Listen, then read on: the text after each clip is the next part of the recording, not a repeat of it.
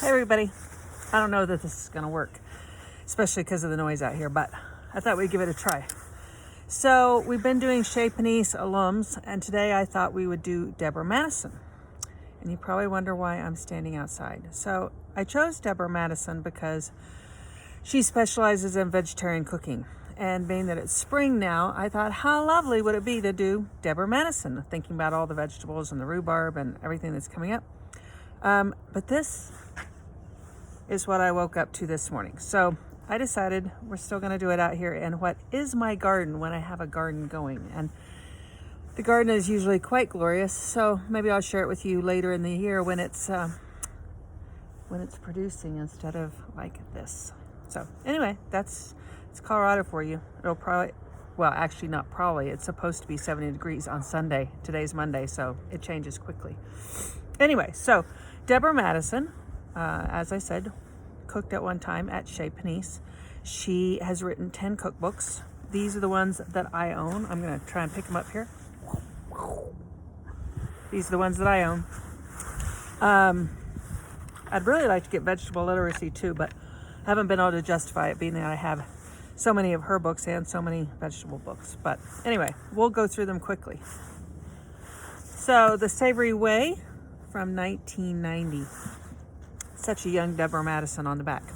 I love this book. I didn't actually cook a lot out of it. I've had it since 1992. And one of the things that I do with cookbooks is when I'm reading them, I take notes on what I might want to bake or cook out of them. And so I was amused when I picked this one up to find that because I'm not really, at least back then, wasn't such a vegetable person. Most of the things I wrote down were baking things. Pan bread, pinion bread, cheese bread, almond cake, apricot upside down cake. You can tell where my mind was. Anyway, Savory Way. Then, I'm looking at my notes here. 1997. She did this one in 1997. Vegetarian Cooking for Everyone. This obviously got a lot of awards. Such a great book, and really, if you ask me, kind of ahead of her time. She included a lot of vegetables that the average American was not using in their kitchen in 1997. Now it's normal to have arugula and bok choy and fava beans, etc. But those were more Italian, Asian ingredients that were not so everyday here in our kitchens. So I give her full credit for being kind of ahead of her time on that. And you can tell it is a big fat book. So she really put in a huge effort for this one. Then in 2014, she reissued that same book with a lot of the same recipes, but also with a lot more. So she added, I can't remember how many, but quite a number of recipes. Again, a big fat book, again, worth owning. You really don't need to own both, but for some reason I've never been able to give up my original copy. And I found the new copy in a used bookstore, which you know I love used bookstores, for $11. So I was like, why wouldn't I?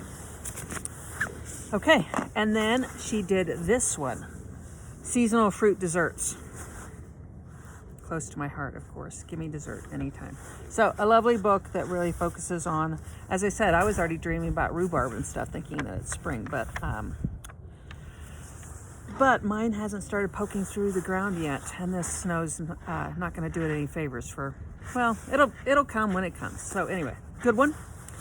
And then this one, which is a newer one, 2017, in my kitchen. I really love this book. I traveled with it as my reading companion a few years ago, and I really love it. Again, I kept notes about what I wanted to cook in it.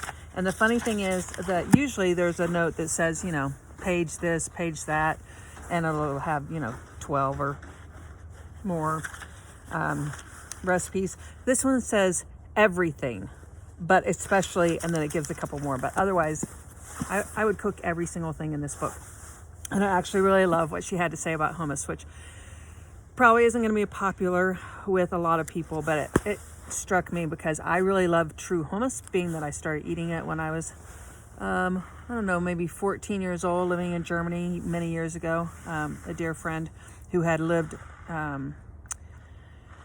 in that area of the world had made me real hummus, and so I've always loved it, and I'm really not happy about the way that you can just go buy a tub of it now and call it hummus. And Deborah Madison is singing my song on that one, because she says really make your own and don't give in to the plastic tubs. So that's what I have for you today. I think I'm gonna do David Tanis next.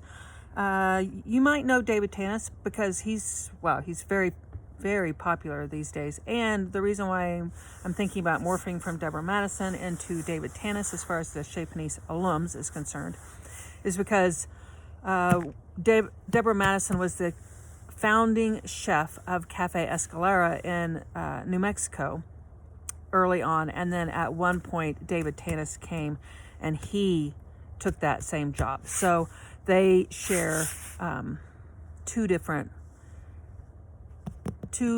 restaurants. So I find that kind of interesting. I always like to see the way people are interconnected.